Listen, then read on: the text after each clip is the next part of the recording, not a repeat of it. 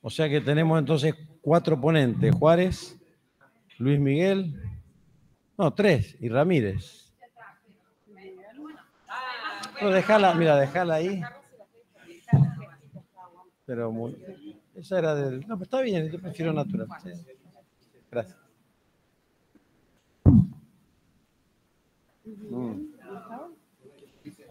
María Laura, entonces... No, sí, tiramos por...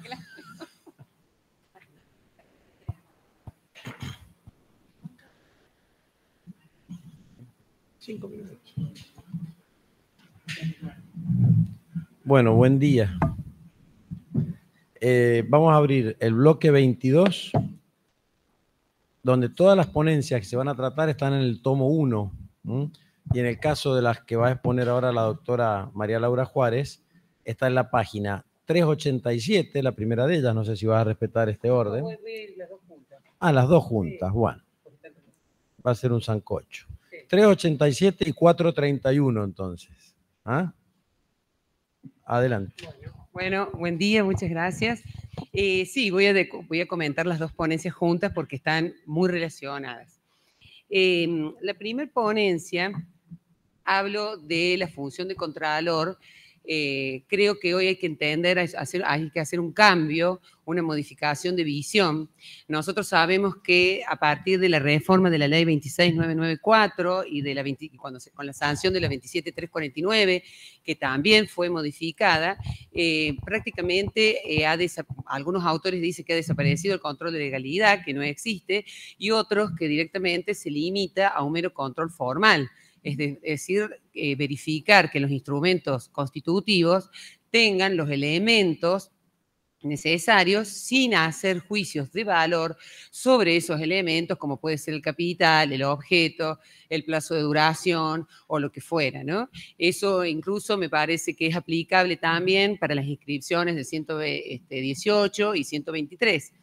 Es decir, que el control estatal tiene que ser un control muy limitado, si decimos que sigue existiendo el control de legalidad, únicamente un control formal.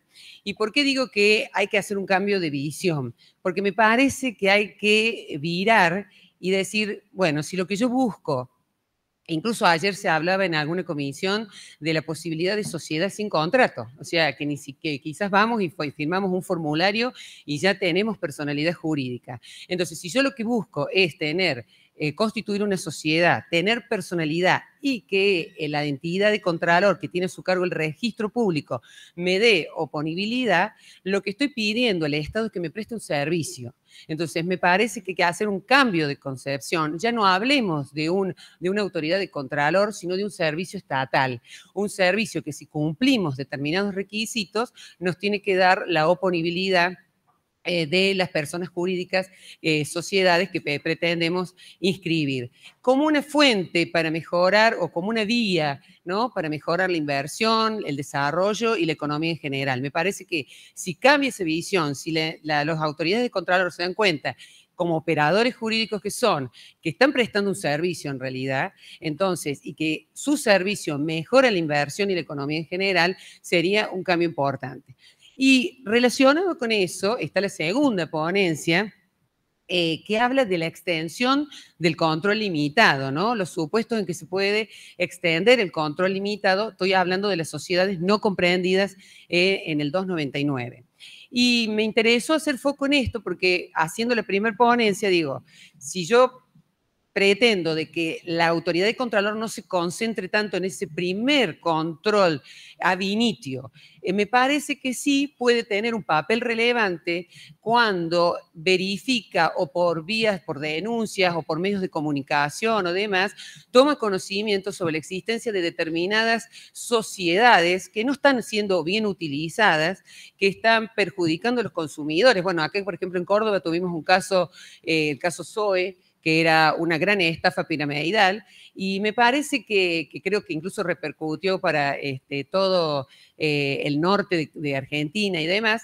Me parece que en esas circunstancias se amerita aplicar la norma del 301, me voy a referir al 301, inciso segundo, que es que la autoridad de contralor puede extender su control de funcionamiento a estas sociedades limitadas, a estas sociedades, perdón, no incluidas en el 299, como dice la norma, siempre que haya una resolución fundada, porque es importante que para que no sea arbitraria sea fundada en una norma y en los hechos, además tiene que ser una norma expresa, no como ha sucedido muchas veces que la IGJ, y hay jurisprudencia que le ha revocado las resoluciones, que la ha extendido en forma automática este control limitado. No, esto tiene que haber una resolución que expresamente diga por qué motivos cambia el tipo de control limitado a control de funcionamiento. Otra cuestión, no puede afectar los derechos de terceros. IGJ también, a través de esta extensión de control, ha pretendido controlar a los socios. Los socios no son objeto de control. Quienes son objetos de control son las personas jurídicas. Entonces, tampoco puede afectar a terceros. Y por último, que creo que es lo más difícil, debe ser razonable la resolución, lo cual es difícil porque la razonabilidad depende de la prudencia, ¿no?, de los operadores, de quienes fiscalizan y controlan las sociedades, pero creo que teniendo en cuenta que la razonabilidad, según los constitucionalistas y los administrativistas, está vinculado a los principios axiológicos de nuestra Constitución, si en una resolución de este tipo, del 301, inciso segundo, se respeta el plexo axiológico de nuestra Constitución, que va desde la vida, libertad, igualdad, solidaridad, seguridad y demás, me parece que la resolución va a ser prudente y razonable. Bueno, nada más, esto era la idea.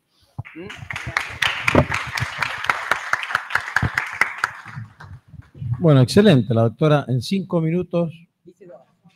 Dos por. Bueno, ¿quién sube ahora? El doctor Luis Miguel. Sí, venga, un ratito. Doctor Luis Miguel, que ya está incumpliendo porque tiene que estar sentado en la primera fila. El doctor Luis Miguel, la ponencia está en el tomo 1, página 439. La certificación como herramienta de garantía en las sociedades sin fines de lucro. Repito, sociedades sin fines de lucro. Adelante. Buen día. Bueno, ante todo, me gustaría que repensemos juntos en la redefinición de algunas palabras de las propuestas, ¿no? En primer lugar, sugerimos hablar de la acreditación, no del control ni de la registración. Acreditación optaremos por llamar hoy como la comprobación de ciertas actividades. Si esto es así, pues nos hubiéramos ahorrado muchos debates en congresos, si la actividad de la sociedad tenía que ser una o varias, si la especificidad va relacionada al objeto o no. La segunda palabra que invito a que redefinamos es certificación como herramienta de garantía. Cuando hablamos de garantía nos sugiere hablar del capital social o de la reserva. No, nada de eso. Ahora, por garantía vamos a entender el aseguramiento del cumplimiento de actividades propuestas, pero no propuestas por ningún tipo, porque desde ya adelanto la postura que la modificación o la ley referenda no significará propiciar nuevos tipos sociales en esta ocasión, sino más bien dar pasos a las sociedades que puedan hacer actividades diferentes. ¿Y a qué llamamos actividades diferentes o sin fines de lucro? A aquellas que, por ejemplo, realizan nuestras famosas BIC, es decir, la Sociedad de Beneficio e Interés Colectivo. Estas BIC, que la vamos a tratar hoy a las 16:55 en un muy interesante panel en esta misma aula, no es el objeto directo de nuestra ponencia, pero sí referirnos que tenemos todavía en carpeta en la legislación nacional varios proyectos que tratan de contemplar a las BIC dentro de la Ley General de Sociedades. Para parte de la doctrina no haría falta, porque el artículo 1 de la Ley General de Sociedades, al hablar de las ventajas, como bien decía el maestro Alperini, como bien lo dice el anteproyecto ampliado de la Ley General de Sociedades del 2019, la ventaja pueden ser ventajas de todo tipo, no necesariamente un fin lucrativo directo con el beneficio dinerario, ¿no?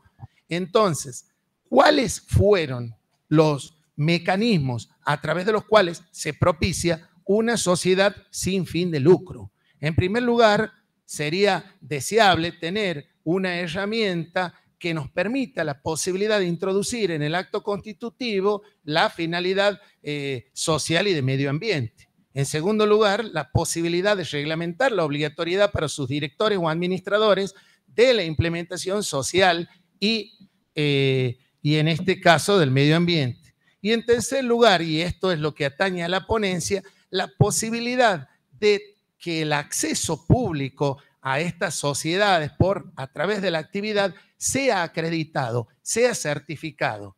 En la actualidad no estamos necesitando ningún tipo de reforma porque las famosas B, las B Corporation, de las que deriva los certificados, ¿no es cierto?, de las B Corp Certification, nos da la posibilidad de transparentar las actividades de las sociedades sin fines de lucro, transparentar, ir en coordinación o en consonancia con una economía social, buscar el triple impacto que busca la reforma al tratar de incorporar las BIC a la legislación nacional y a su vez permitir no solamente asegurar el cumplimiento a la misma sociedad, porque ese es el objetivo, sino también a los socios, a los directores y en consonancia a los terceros. El camino tal vez que llevamos o que nos conduce es el camino inverso al artículo 3 de nuestra Ley General de Sociedades, que hoy tenemos vigente y que le permite a las asociaciones civiles sin fines de lucro adoptar una forma de sociedad para seguir cumpliendo su objeto. Nosotros, bajo esta misma forma excepcional que nos saca de la figura de la actividad empresaria junto a la holding, propiciamos el camino inverso. Una sociedad ¿puede realizar actividades sin fines de lucro? Sí, desde luego que sí. Y certificar, como lo viene haciendo, certificar actividades de triple impacto. Muchas gracias.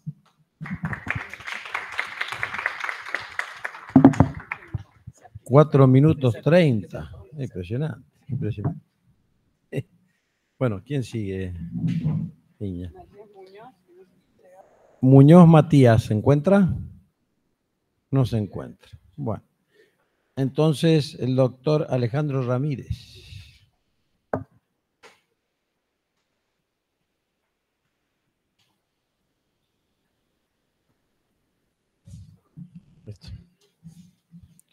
Todavía no llevamos 15 minutos y ya estamos terminando con las ponencias, así que tranquilo. No.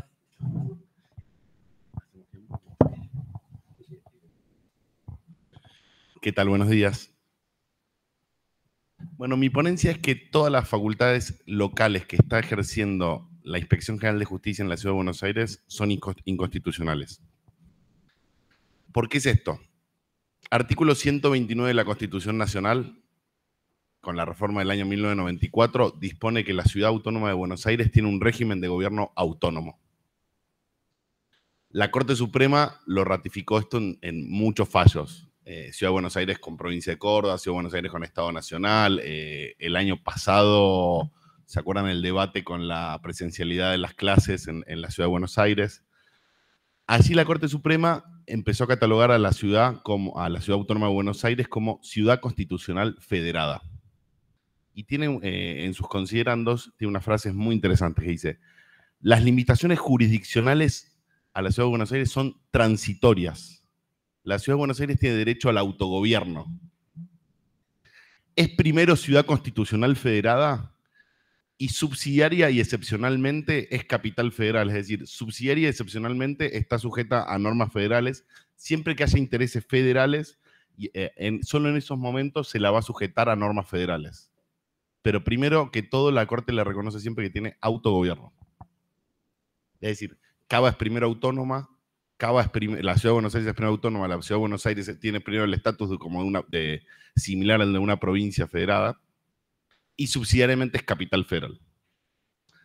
Después de esta reforma del año 94, se sancionó la denominada Ley Cafiero, la Ley 24.588.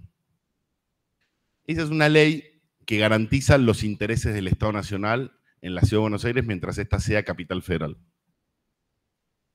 Dentro de estas facultades que se reservó, hay dos que son llamativas, que se reserva para el Estado Nacional la facultad de ejercer el registro de propiedad inmueble, no veo muchos intereses federales ahí, y la Inspección General de Justicia.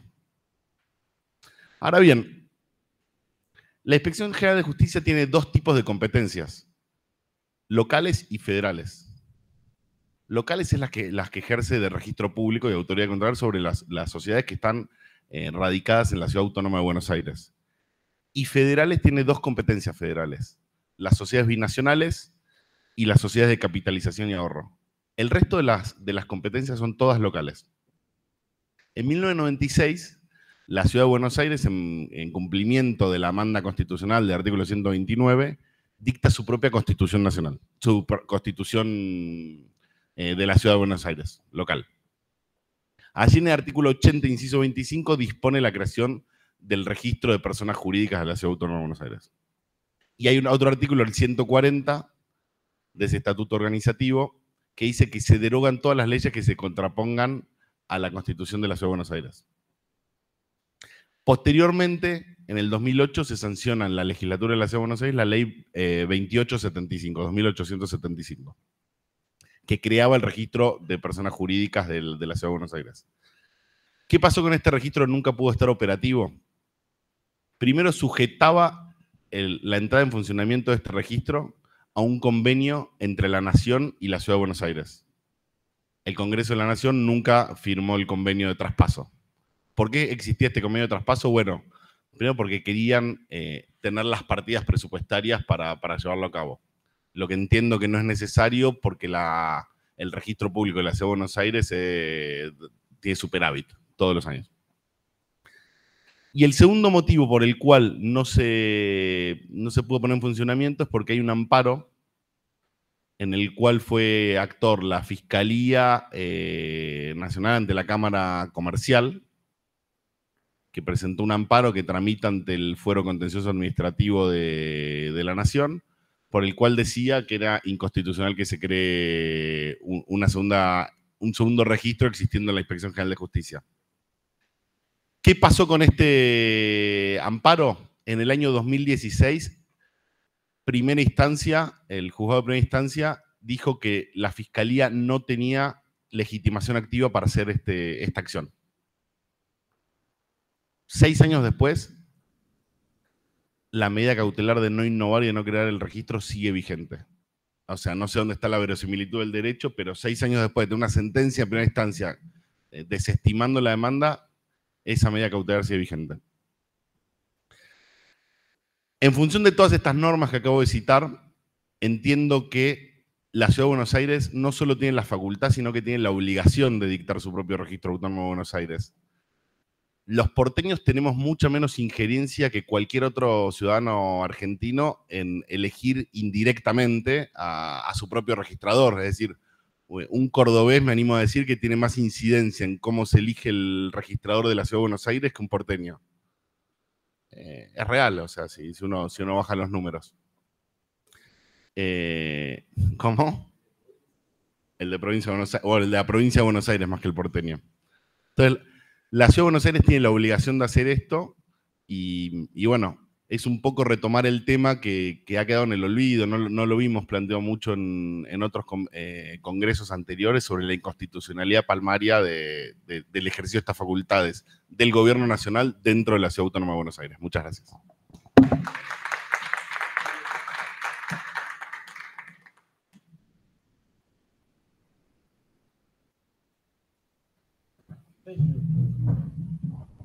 Bueno, por las dudas volvemos a llamar, no sé si... Sí, un minuto, ahora abrimos el listado. Muñoz Matías no ha llegado, ¿no? No, bueno. Entonces, no llamamos más Muñoz Matías. Ahí está, bueno, está. A ver, el doctor del Carril. Espere un minuto, espere. Le vamos a hacer llegar un micrófono. Estamos con tiempo. ¿Quién más se Estoy anota? en todos lados, ¿viste? A ver. Doctor Oteiza. Oteiza. Pisano. Ahí Balbín levantó la mano también. Esto es como la subasta. Van a tener que hablar a la fuerza. De las Morenas también levantó la mano. Doctora. Batistelli. Batistel. Paula Batistel. Ahí está. Bueno, ahora sí, entonces, doctor. Adelante. Sí, bueno, tiene 5 en primer minutos. término, quiero felicitarlo efusivamente, por supuesto, a todos los que han hablado y han expuesto, pero especialmente, y lo hago no solamente a título personal, sino en mi carácter de vicepresidente de la Cámara de Sociedades de Buenos Aires, al doctor Ramírez, por su exposición, con la cual no solamente coincidimos plenamente, sino que lo invitamos a colaborar en su gesta y en su propuesta con la Cámara para llevar a cabo las propuestas que él ha hecho, fundamentalmente que el control societario tiene que recaer en la ciudad de Buenos Aires, que por razones que ignoro no ha batallado por este tema que le corresponde. Esto es lo que quería decir, porque realmente estamos viviendo los que actuamos en sociedades en Buenos Aires con una serie de resoluciones de la Inspección de Justicia que evidentemente sobrepasan toda la normativa actualmente vigente en materia de control societario. Nada más. Muy bien, doctor, muchas gracias. Doctor Oteiza, que estaba ahí detrás justo, perdón. Ahí está. Bueno, muchas gracias. Felicitar a los ponentes, que sé que no hay que hacerlo porque los reglamentos nos lo prohíben, pero igual lo hacemos, que queda bien. Insistiendo con el tema de la inconstitucionalidad de la situación de la IGJ,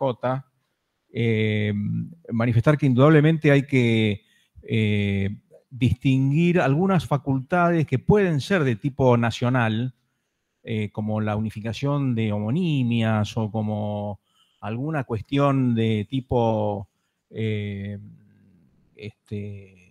coordinación a nivel nacional, pero sí hay que ponerle fin a esto. El organismo de la Ciudad de Buenos Aires llegó a crearse, como bien relata el doctor Ramírez, llegó a tener autoridades designadas, quedó pendiente ese convenio de traspaso que con el tema de la policía se solucionó de otra manera, con lo cual se podría haber solucionado también en este caso, y que parece muy importante que se lo despolitice porque se le pretende otorgar un carácter nacional, referencial, que no tiene por qué tener.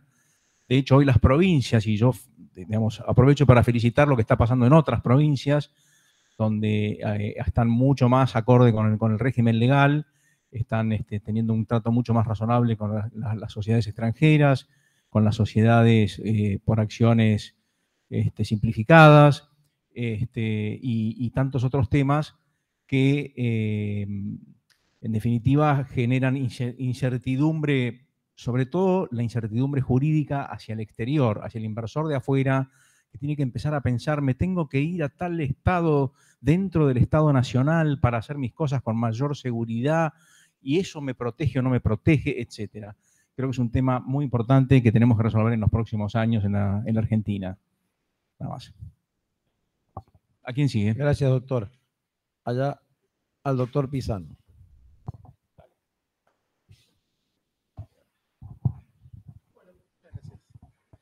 Bueno, felicitar a los ponentes. Me pareció muy interesante acá la ponencia del doctor Ramírez. Me surge, como decía recién el doctor, yo creo que hay cuestiones que son más de facultades del Estado Nacional, Federal, pero yo muchas veces me he preguntado, el abogado que constituye sociedades, que trabaja en sociedades, en las del tipo societario, de comerciantes comunes, que constituyen un SRL, ¿por qué los porteños no podemos constituir una sociedad en un registro local? Si sería la esencia del federalismo. Así que en ese sentido me parece un aporte importantísimo. Igual yo creo que hay cuestiones de erradicación de empresas transnacionales que el Estado federal debería tener algunas facultades. Y después lo que me pareció muy interesante, la ponencia anterior respecto de las certificaciones. Yo creo que hay un tema con las certificaciones de compliance, las certificaciones de responsabilidad social empresaria, de empresas B. Yo lo que me pregunto es, ¿quién tiene la legitimación activa para expedir esas certificaciones? ¿No? Porque también pensemos que las instituciones privadas que expiden esas certificaciones están absolutamente fuera del alcance de la mayoría de las sociedades sin fines de lucro que conocemos habitualmente. Yo vengo pensando que las personas de derecho público, como los consejos profesionales de ciencias económicas, los colegios de abogados, las universidades, tendrían que tener mayor protagonismo en posibilitar las certificaciones, porque si no se tornan como inalcanzables, ¿sí? Entonces, yo creo que hay un tema con eso de quién tiene esa legitimación activa, esa potestad de certificar, ¿no? Realmente quién tiene esa autoridad académica y hasta normativa que tiene ese derecho de expedir la certificación. Porque parecería que hay determinadas empresas internacionales que ya lo tienen como por derecho divino. Es decir, bueno, es la autoridad certificante. Y yo me pregunto, ¿realmente lo son o no? Es como algo como para dilucidar, como para esclarecer. Muchas gracias. Gracias, doctor. No sé qué se lo doy. Batistel, por favor, doctora. Hola. Sí, felicitar también a todos los ponentes y me sacó el doctor las palabras de la boca, porque si bien hay proyectos de ley donde la certificación se propone, sobre todo hablando de las empresas B, que aclaro, no necesariamente no tienen fines de lucro, son empresas que recaen en el artículo 1 de la 19.550, solamente que la forma de la realización de ese objeto se hace con criterios de sustentabilidad. Entonces, una cosa no impide la otra. Ahora, hablando de la certificación, estos proyectos de ley que se han presentado, la certificación estaría en manos para uno de los proyectos de un organismo privado, como bien dice el doctor.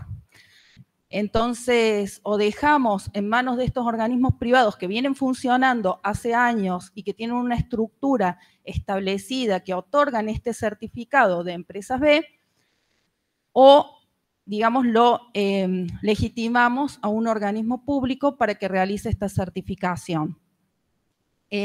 Además de eso, es quien determina la pérdida de calidad de la certificación que vamos a brindar y qué efecto produce la pérdida de certificación con respecto a la sociedad. Eso, nada. Muy bien, doctora, gracias. ¿Alguien más? No sé, el doctor de las Morenas no quería. No. Y Balbín tampoco. Bueno. Yo voy a hacer unos comentarios, entonces acá hay que estirar. No. El tema de tu ponencia, María Laura, o de tus ponencias, lo del registro coincido en que es un servicio. Me parece que hay que capacitar. Acá el gran tema pasa por los asesores, por la capacitación de los asesores. Muchas veces nos encontramos con asesores que, o sea, no hay, y creo que en todas las provincias pasa un poco lo mismo, no hay filtros, no hay examen, no hay ningún tipo termina siendo, digamos, muchas veces, y ha pasado en Mendoza, donde un asesor que no les gusta la DPJ lo mandan a la penitenciaría como asesor de penitenciaría, o de ahí salta a la subsecretaría de trabajo. O sea, no se atiende muchas veces al expertise, y el expertise se termina adquiriendo a través de los años, digamos, sí dictaminando y estando, digamos, dentro del registro. Y eso como primer comentario. Lo del 301 y lo del control, ya lo dije ayer, me parece que es un control que sobre todo tenemos que poner el ojo en los jueces. Los jueces terminan no controlando. Y lo notamos en este Congreso. ¿Cuántos jueces han venido? Muy pocos, muy pocos. Este año estuve en un congreso en España, en Málaga, de sociedades. Todas las mesas tenían un juez, un abogado y un académico. O sea, estaban compensadas, pero estaban representados, digamos, los tres grupos, para decirlo de alguna manera. Y discutían entre ellos justamente porque las visiones eran diferentes de los tres. Pero de ahí podés sacar conclusiones. Estaba realmente equilibrado eso. Antiguamente a estos congresos venían jueces, se encontraba mucha gente en la magistratura y sobre todo en la Cámara Nacional, en lo comercial. Hoy hay muy poquita gente, muy poquita gente. Entonces me parece que es una muestra también de lo difícil que va a ser esto, recomponerlo desde el punto de vista de los jueces. Tu ponencia, Luis Miguel, me parece que vamos camino a, porque si uno ve el artículo 3 de la Ley General de Sociedades al que vos hiciste relación, y también el 168 del Código Civil y Comercial de la Nación, que ahora para las asociaciones ya no dice más que no tienen fin de lucro, sino que dicen que el lucro no debe ser su fin principal.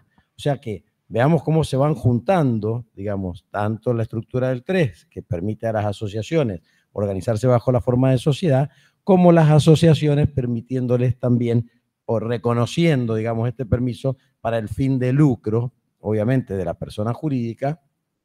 Y creo que en definitiva eso vamos camino a una, no sé si desaparición, pero se va haciendo cada vez menos distinguible esta categorización de la tipicidad de segundo grado a la que siempre hace referencia el Hugo Richard. Esta tipicidad tan estricta que teníamos entre los tipos y demás, me parece que cada vez nos manejamos más con una tipicidad de primer grado y dentro de esa tipicidad de primer grado, y un poco esto también es la SAS, vamos nosotros metiendo los diferentes negocios societarios que se pueden plantear. Y finalmente para el doctor Ramírez, que dice si nosotros podemos elegir o no desde las provincias al inspector de la IGJ, obviamente que deberíamos porque lo pagamos. Así que, siendo coherentes con nuestra ponencia anterior, deberíamos también poder elegirlo porque todos los provincianos estamos pagando a la IGJ. Entonces, cuando dejemos de pagarlo, serán ustedes autónomos para poder elegirse al inspector de la IGJ. No sé, y yo hago un comentario nada más respecto de la ponencia del doctor Ramírez. Entiendo perfectamente el germen de la ponencia y comparto como muchos en la audiencia la preocupación y el desconcierto permanente por las resoluciones y los vaivenes. La única resistencia que encuentro me resisto un poco a pensar que la solución tenga que estar en crear otro organismo público con otra planta de empleos públicos que agrande un poco más nuestro Estado ya bastante sobredimensionado. Y me pregunto si lo que no tendríamos que hacer es conseguir que funcionen como tienen que funcionar los organismos y que no estén sometidos a los vaivenes políticos a los que están sometidos. Y me pregunto también qué nos hace pensar que creado este nuevo organismo, que técnicamente fue impecable lo que usted dijo y técnicamente concuerdo con todo lo que usted dijo, qué nos hace pensar que ese nuevo organismo no pueda llegar a estar sometido también a los mismos vaivenes a los que se encuentra sometido la IGJ por momentos. Bueno, el derecho de réplica sería, perdón. No, está bien. Lo que quería decir, a la doctora Juárez me encantó sus dos ponencias y está muy ligado el tema también a lo que hablamos en el Congreso en Mendoza, cuando se reforma la ley de sociedades, que se le quita el control para las demás sociedades y únicamente queda el control para la sociedad anónima. Fue un tema también que se debatió mucho y que se habló mucho de la limitación del control. Bueno, derecho de réplica. Respetamos el orden. Doctora, si le vamos a pedir que te pares así, porque hay una cámara ahí que la gente está reclamando. Ay, sí. Bueno, gracias a todos por escucharme.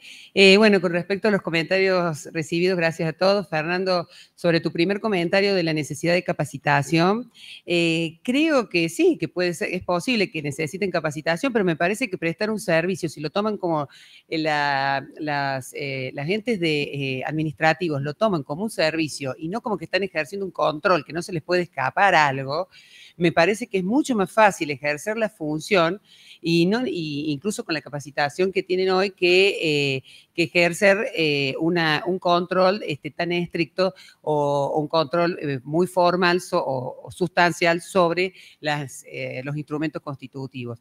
Y después también coincido en que debería actuar más la justicia, lo que pasa es que nos cuesta llegar a la justicia muchas veces, y el propio artículo 302, cuando dice que la autoridad de Contralor puede recurrir a la justicia y pedir, cuando extiende el control, puede pedir medidas al Poder Judicial, impugnando asambleas o hasta interviniendo. Así que, pidiendo la intervención. Así que ahí me parece que hay una forma de que la justicia también pueda actuar. Nada más. Muy bien. Gracias. Y bueno, gracias por la... Doctor Luis Miguel. Permiso, gracias. Vamos a hacer la vuelta.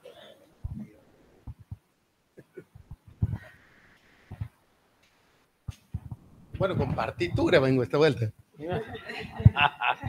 Para el cántico. ¿Eh? Bueno, primero, doctor Pizal, muchas gracias por abonar la ponencia. Comparto con usted. Para mí, la autoridad que certifique no debería ser empresas privadas cuya finalidad de lucro estaría discutida, ¿no? Y como también, doctora Batistel, exactamente coincido como persona de la colegiatura y miembro de la academia y de las universidades, entiendo que en estas asociaciones intermedias debería radicar la posibilidad y la potestad de certificar. Ocurre que esto pasa, ¿no es cierto?, salvando las distancias como la criptomoneda, porque en realidad partimos de una base de confianza y no de legitimación de autoridad. ¿Quién podría discutir hoy que estas monedas virtuales no serían función exclusiva y excluyente de los bancos centrales o de las casas de las monedas?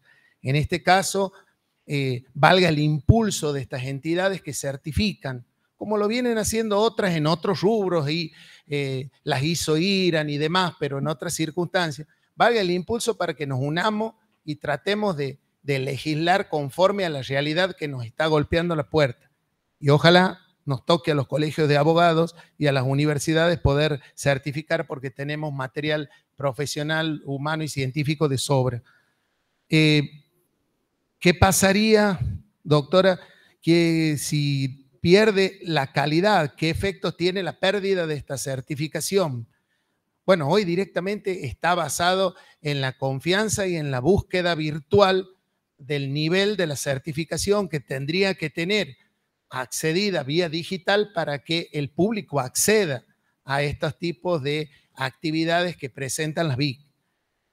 Coincido con usted en esta pregunta, no la planteamos desde el aspecto de la autoridad, porque le confieso que si la hubiera planteado desde la autoridad, tengo que sostener algo que no me animo en la reforma. Y esto se lo dejo sí al panel de las 16:55, encabezado con el doctor Cracoña, que lo haga. Doctor Fernando Pérez Valde, tal cual, usted con la inspiración del artículo 168 del Código Civil y Comercial, que ha infundido también el espíritu de la reforma del año 2019, hablándonos del fin principal y del destino que debe tener la idea del lucro, ¿no? Y también abono para terminar esta tipicidad de segundo grado, porque es un pequeño aporte a la autonomía de la voluntad con responsabilidad del doctor Richard. Gracias. Bueno, muy bien.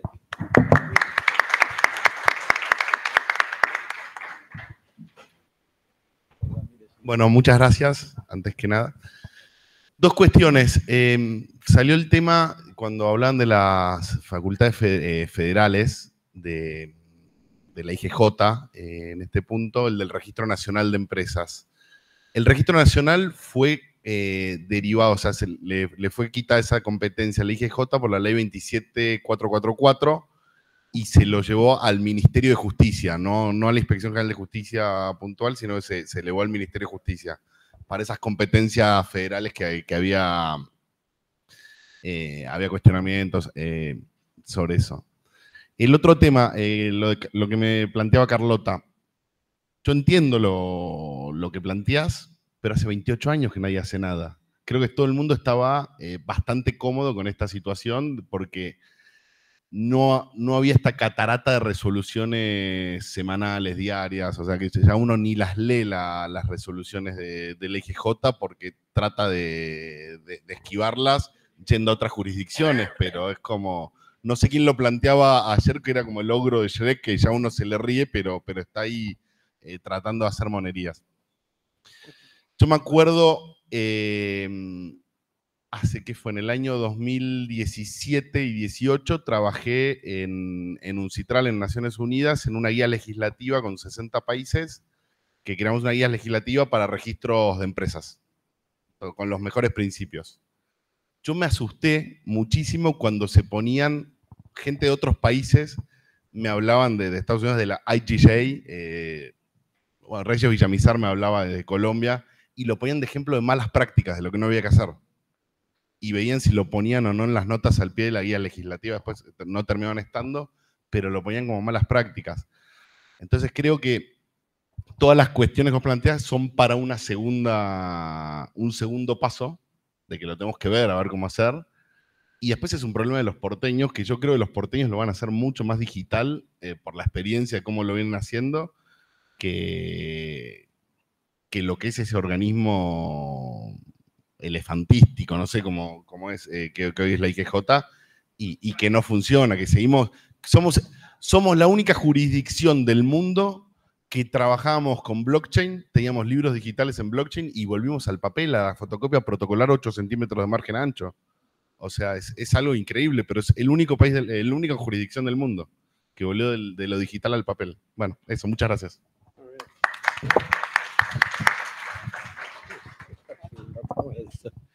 Bueno, estamos. ¿Tiene algún comentario más? Gente, muchas gracias. Hemos hecho 55 minutos. Vamos al café, sí, señor. Gracias.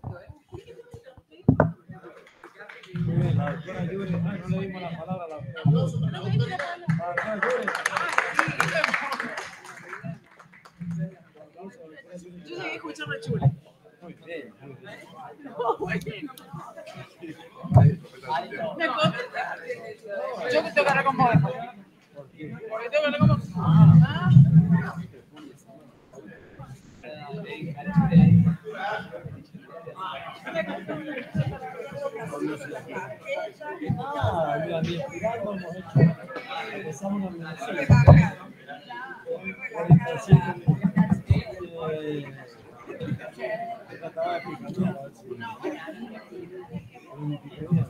Gracias, presidente. Gracias. Por favor. Gracias. Muy bien. Felicitaciones, autoridad. Muy amable. No, por favor, gracias a usted. ¿Qué dirección? Mira esa hora que vamos a tomar el café para no chocar. Muy bien, doctor. No, muy bien, muy bien. La única que no respetó los tiempos es la doctora Yuri. Sí, la doctora Yuri llegó. Doctora Yuri. Escúcheme, tengo que hablar con usted, doctor, pero no sabía.